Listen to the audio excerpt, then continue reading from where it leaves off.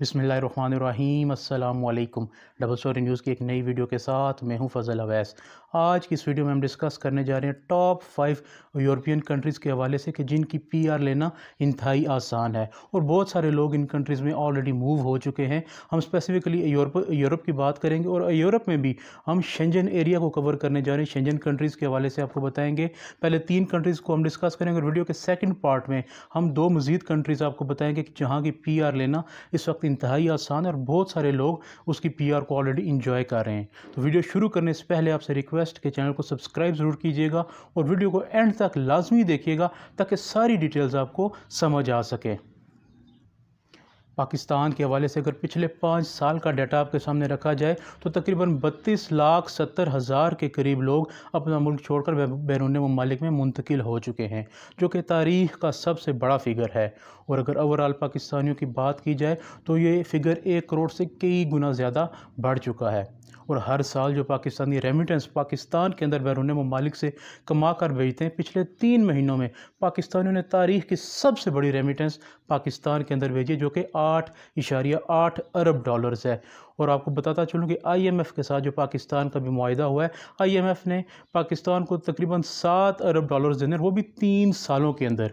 और अगर यही हम जो ट्रस्ट है वो हम अपने पाकिस्तानियों के ऊपर शो करें, अपने ओवरसीज़ पाकिस्तानियों को फैसिलिटेट करें, तो यकीनी तौर पर अगले 3 साल में जहाँ पर हमें IMF 7 अरब डॉलर मैच देगा, हम पाकिस्तानियों से 100 अरब डॉलर बहुत बआसानी हासिल कर सकते हैं।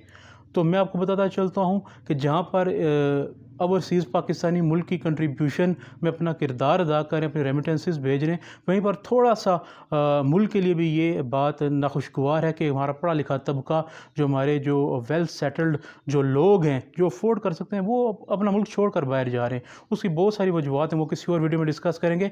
Coming toward the main topic of the video, मैं आपको बताता चलता हूँ यूरोप के उन 5 ममालिक के हवाले से कि जो कि इस टाइम टॉप लिस्ट पर जा रहे हैं परमानेंट रेजिडेंसी हासिल करने के हवाले से। परमानेंट रेजिडेंसी बेसिकली यूरोप के अंदर 10 साल का एक रेजिडेंस परमिट आप कह सकते हैं, एक कार्ड कह सकते हैं, आपको मिलता है।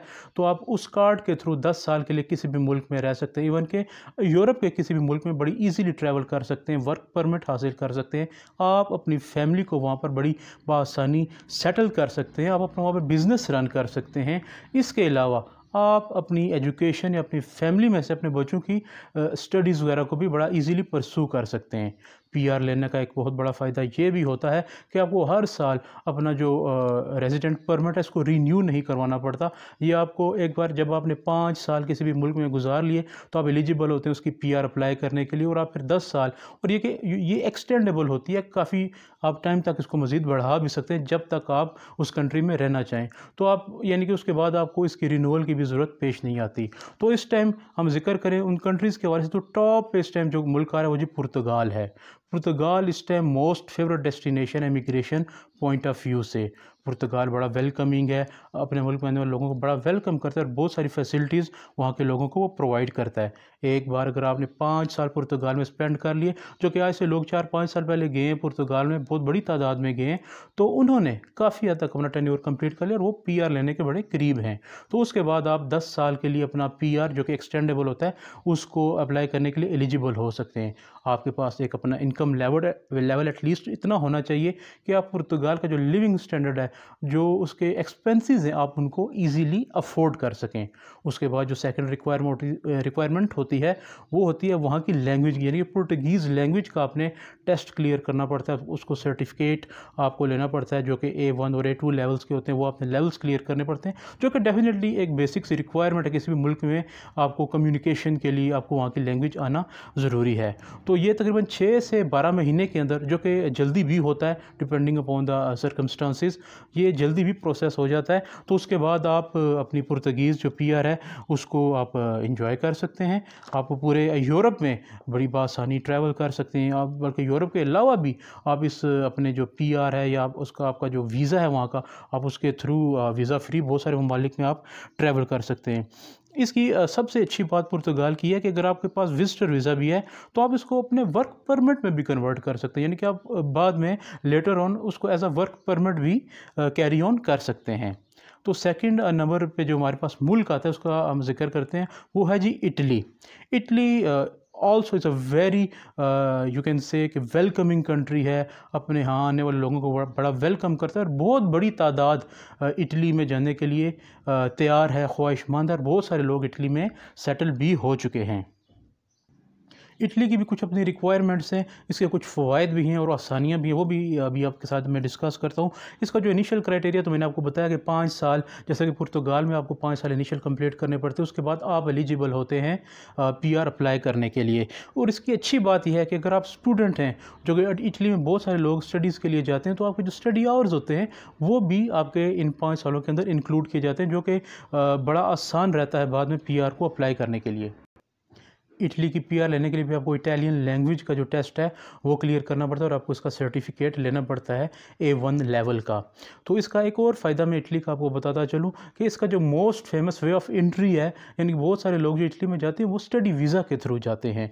आप स्टडी वीज़ा अप्लाई करके बड़ी आसानी से इटली जा सकते हैं और अपने स्टडी आवर्स को इंक्लूड करवा के अपना पीआर के लिए आप बड़ा जल्दी एलिजिबल हो सकते हैं। और इसके अलावा सेकेंड जो वे है वो टूरिज़्म का इनका एक प्रॉपर कोटा होता है, जिसको डिक्रीटो फ्लूसी कहते हैं। वो हर साल इटली की जानिब से लॉन्च किया जाता है, जिसमें पूरी दुनिया से नॉन यूरोपियन कंट्रीज से लोग इटली मूव होते हैं, वहाँ पर सीजनल जॉब्स करते हैं, टूरिज़म में, एग्रीकल्चर वगैरह में, और इसके अलावा और तरह तरह की जो सीजनल जॉब्स होती हैं वो करते हैं और अच्छा खासा वहाँ से जो रेवेन्यू है वो कमाकर अपने मुल्कों में वापस भेज देते हैं। तो ये तो इटली के हवाले से होगी। तीसरे नंबर पर हमारे पास जो मुल्क आता है वो है जी स्पेन। स्पेन एक बहुत खूबसूरत और बहुत ही अमेजिंग कंट्री है, बहुत ही वेलकम करता है अपने यहाँ लोगों को जो बैरून ममालिक से स्पेन मूव होते हैं। और यहाँ की अच्छी बात यह है कि यहाँ पे इनकम बहुत अच्छी है, यानी कि मिनिमम भी अगर हम वेज की बात करें, ऑन एवरेज की मैं बात कर रहा हूँ, तो 1800 से 2000 यूरोज़ कोई भी शख्स बड़ा बासानी कमा सकता है। और पाकिस्तानी करेंसी में अगर ये कन्वर्ट करें तो ये अच्छी खासी अमाउंट बनती है, 6 से 7 लाख के करीब तकरीबन ये अमाउंट बन जाती है। तो इसकी भी जो पीआरएस को अप्लाई करने के लिए आपको तकरीबन 5 साल का स्टे आपके लिए लाजमी है, इतना होना चाहिए। तो उसके बाद बड़ी आसानी से आप इसकी पीआर अप्लाई कर सकते हैं। और जो इसकी अच्छी बात यह है कि आप इसमें जो है वो स्पेन में वो स्टडी वीज़ा और वर्क वीज़ा दोनों से बहुत ही बासानी जा सकते हैं। तो ये तो 3 कंट्रीज़ थे जो कि टॉप ट्रेंड पे इस टाइम जा रहे हैं। इसके अलावा 2 ममालिक और हैं, वो भी अभी आपको बताता हूँ, जो कि बहुत सारे लोग उनकी पीआर ऑलरेडी इंजॉय कर रहे हैं। तो चौथे नंबर पर इस वक्त हमारे पास जो मुल्क आता है वो है जी जर्मनी, और 5वें नंबर पर हमारे पास आता है ग्रीस। ये दोनों बहुत ही खूबसूरत मुल्क हैं और बहुत अच्छे ऑप्शंस हैं पीआर के हवाले से, और पीआर बहुत ही आसानी के साथ इन ममालिक में मिल सकती है। और जो वीज़ा है इनका वो भी बड़ा इजीली वो ग्रांट कर देते हैं। आप इन ममालिक के अंदर पीआर बहुत तरीक़ों से ले सकते हैं। आप रियल इस्टेट में इन्वेस्टमेंट करके ले सकते हैं, किसी भी सेक्टर के अंदर आप इन्वेस्टमेंट करके यहाँ का वीज़ा बड़ी बासानी ले सकते हैं। तो ये तो 5 ममालिक थे जिनका मैंने जिक्र कर दिया। आप अपने यहाँ मज़ीद भी तहकीक कीजिएगा, मज़ीद इन्फॉर्मेशन आप कलेक्ट कीजिएगा। यहाँ पर 2 सवाल पैदा होते हैं जो कि आप लोगों की तरफ से हमेशा किए जाते हैं। एक तो ये कि पीआर ये और सिटीज़नशिप क्या एक ही है, और दूसरे नंबर पे कि इसके सारे प्रोसेस के अखराजात कितने हैं। तो मैं दोनों को आपको बता देता हूँ कि पीआर और सिटीज़नशिप दोनों डिफरेंट चीज़ें हैं। पीआर जो है आपकी परमानेंट रेजिडेंस होती है, जो कि 10 साल के लिए होती है और वो एक्सटेंडेबल होती है up to so many years, जब तक आप स्टे करना चाहें। और जो सिटीज़नशिप है, जब आप किसी भी मुल्क के अंदर आप शादी करते हैं तो वहाँ पर आपको उनका जो ग्रीन कार्ड है वो इशू हो जाता है, जो आप वहाँ के परमानेंट सिटीज़न बन जाते हैं। तो ये बेसिक डिफरेंस है दोनों में, पीआर में और सिटीज़नशिप में। और 10 साल जब आप वहाँ पर कंप्लीट कर लेते हैं तो आप फिर भी वहाँ की सिटीज़नशिप अप्लाई करने के लिए एलिजिबल हो सकते हैं। और सेकंड मोस्ट इंपॉर्टेंट क्वेश्चन जो पूछा जाता है कि इसके अखराजात कितने, एक्सपेंसेस कितने आएंगे। तो एक्सपेंसेस वेरी करते हैं पर्सन टू पर्सन, किस तरीके से आप जा रहे हैं, आपका इमिग्रेशन प्रोसेस क्या है, किस कंसल्टेंट के थ्रू जा रहे हैं। तो ये फिगर आउट करना थोड़ा सा मुश्किल होता है, क्योंकि एक्यूरेट फिगर अगर ना दिया जाए तो वो बात मुनासिब नहीं होती। तो थोड़ी सी तहकीक आप अपने एंड पे इस पर ज़रूर कीजिएगा। और हमारे यहाँ किसी भी किस्म की कोई मज़ीद इन्फॉर्मेशन आपने जाननी हो तो नीचे कमेंट सेक्शन में अपना कमेंट कीजिएगा। सारी डिटेल्स इंशाल्लाह कोशिश की जाएगी कि आपको प्रोवाइड की जाएँ। तो मैं उम्मीद करता हूँ कि आपको आज की इन्फॉर्मेटिव वीडियो पसंद आई होगी। चैनल को सब्सक्राइब ज़रूर कीजिएगा, दुआ में याद रखिएगा। शुक्रिया, अस्सलाम वालेकुम।